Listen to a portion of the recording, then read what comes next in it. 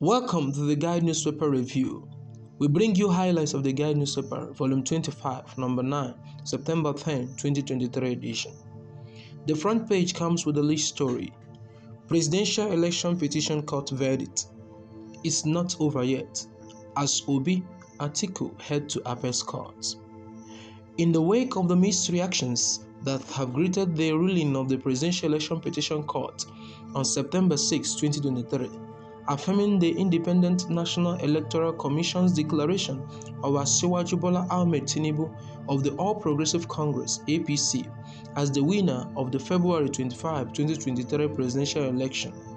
Two of the most prominent contestants of the election, Peter Obi of the Labour Party and Atiku Abubakar of the People's Democratic Party, have rejected the verdict of the court, while maintaining that they will seek a redress of the verdict in the Supreme Court. It will be recalled that the petitioners had challenged the INEC declaration of the APC presidential candidate Asiwaju Bola Tinubu Ahmed as the winner of the presidential elections over a number of issues. Prominent among them are the forfeiture of funds by Tinubu in the US as indicative of criminal conviction for drug trafficking, the discrepancies in the APC's presidential candidate certificate, his age, and dual citizenship, the 25% vote requirement to win in the FCT Abuja, among others. Still on the front page, we have the report, Lay Apostolate Leadership Rotation. Catholic Bishops Conference of Nigeria, CBCN, reaffirms call for compliance. According to the report, the Catholic Bishops Conference of Nigeria, CBCN, has charged leaders of all organizations in the church at the national level to strictly comply with its existing directives on rotational leadership among the three old regions of Nigeria, namely Kaduna, Lagos, and Onitsha.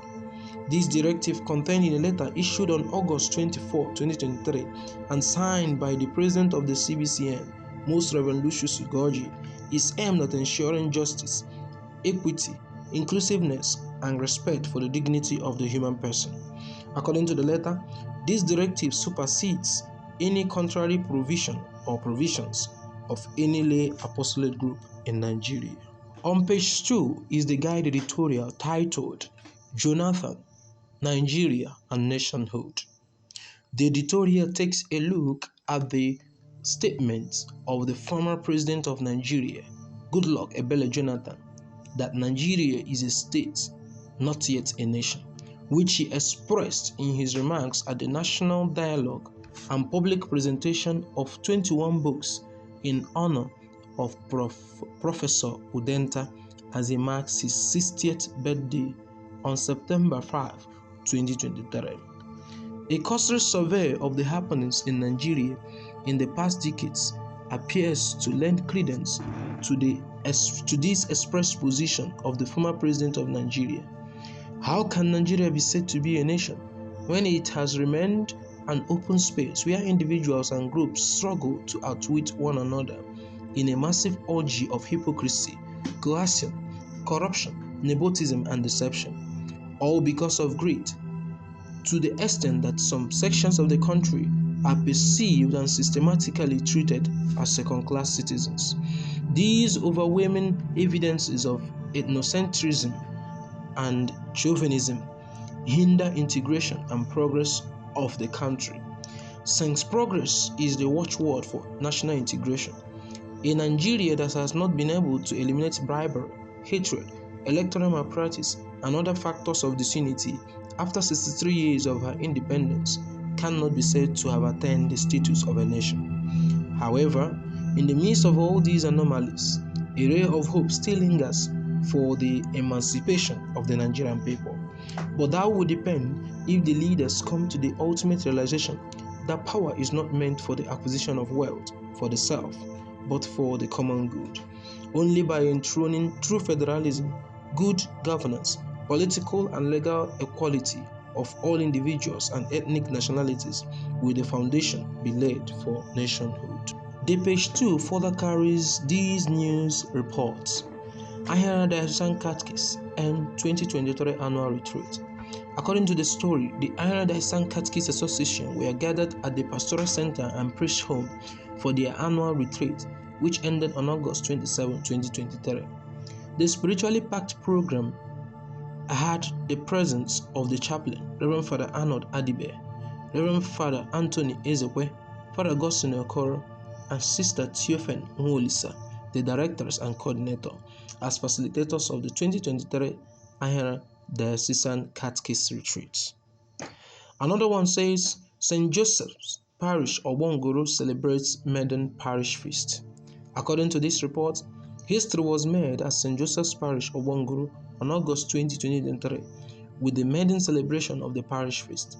It could be recalled that the parish was created by the late Bishop of the Diocese, Most Reverend Victor Chikwe, in 1990, and ever since, the parish has grown to enviable heights through the pastoral and administrative ingenuity of her successive parish priests and their collaborators.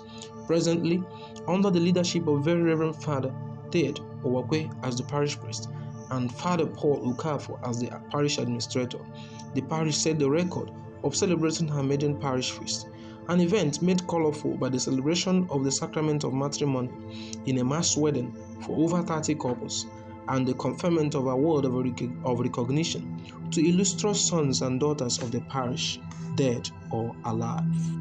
On page 3, we have the report, Ahira Diocese hosts national delegates of World Apostolate of Fatima. The news relates that the national representatives of the World Apostolate of Fatima on August 29, 2023 paid a familiarization visit to the Ahira Diocesan body of the World Apostolate and were welcomed by the Vicar General of the Diocese, Very Reverend Father Ethelbert Wadoka, and the Diocesan Chaplain of the Apostolate, Reverend Father Chinonso Okonko. The Apostolate is made up of members all over the world who live out the request made by the Blessed Virgin Mary to the three children of Fatima in 1917. The request calls for daily recitation of the Rosary for world peace, prayer and sacrifice for sinners, and reparation to the Eucharistic Jesus and Immaculate Heart of Mary. Ahira Diocese will host the provincial meeting for the members of the Apostolate on September 16, 2023. Another report on page 3 says, Ahira Diocesan Senior Seminarians conclude 2023 annual reunion. According to the news, the Ahira Senior Seminarians successfully had their reunion with the Apostolic Administrator from August 16 to 18, 2023 at Mater Ecclesia Seminary in Guru. The reunion availed the seminarians a platform to relate to the administrator their successes and challenges from their respective seminaries of formation. On his part, the Apostolic Administrator re-emphasized the need for holistic and integral formation of seminarians, which can only be achieved through a positive internalization of the formative process by the seminarians. On page 6, we find these stories. October to be dedicated to praying for peace in Ukraine, says Pope Francis. The story has it that Pope Francis has invited Christians to dedicate the month of October to praying for peace in Ukraine. The pontiff made a call during a meeting with members of the Synod of the Hierarchy of the Ukrainian Greek Catholic Church in the Vatican. Speaking of the cruelty of war, the Pope said that his mind is turned towards Ukrainian children, who in the midst of the ongoing war between Russia and Ukraine have forgotten their smile. Another story on page 6 says, Pope Francis sent strong message to China. Pope Francis has sent a message of encouragement to Catholics in China, urging them to keep striving and advancing, to be good Christians and good citizens. The message of the pontiff came during his recent visit to Mongolia, a neighboring country to China. While thanking those who were present during the visit, Pope Francis appreciated in particular the two Chinese bishops present, while asking them to convey his warm greetings to the noble people of China.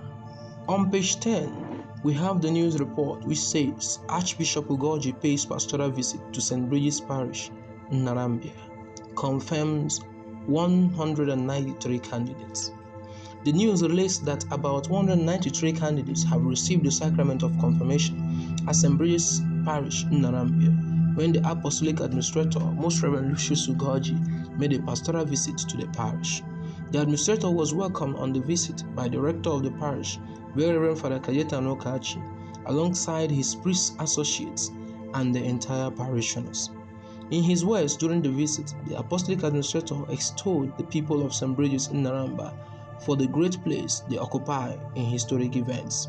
He recalled that it was the place of the consecration of the first bishop in Mbise land.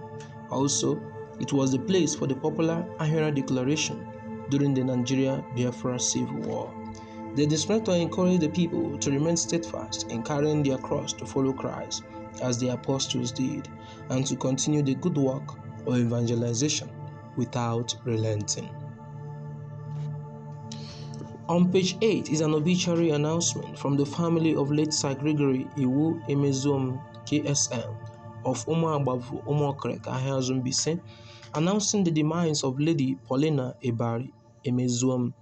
Her remains will be laid to rest on October 20, 2023 after a requiem mass at St. Patrick's Catholic Church, Umuokreka, Ikporazu, Ahiazu, Mbise at 11 a.m. prompt. And finally, on the back page, we have another obituary announcement on the passing unto glory of Sir Mark Chukwunyere Onyejiji, KSJI, whose remains will be laid to rest on December 27, 2023, after a requiem mass at St. Matthias Catholic Church, Aguneze, Ahera, Mbise.